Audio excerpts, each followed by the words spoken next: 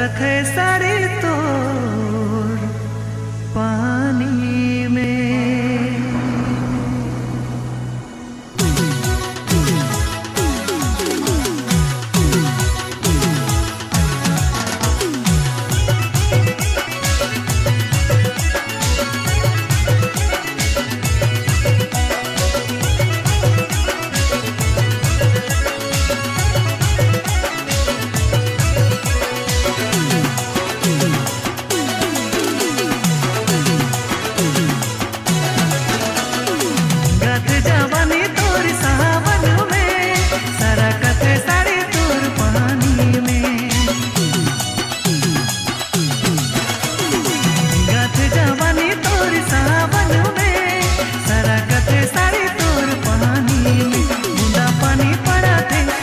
काया भिंगाते बूंदा पानी पड़ाते तोर काया भिंगाते देखी के मोर होठ से पानी बहाते बूंदा पानी पड़ाते तोर काया भिंगाते देखी के मोर होठ से पानी बहाते।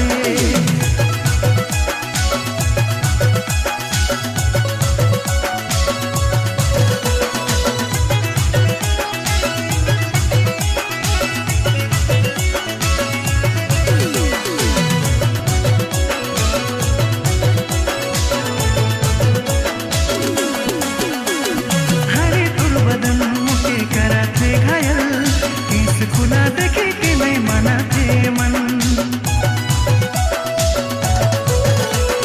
हरे तुर बदन मुके कराते घायल किस खुला देखे के नहीं माना थे मन।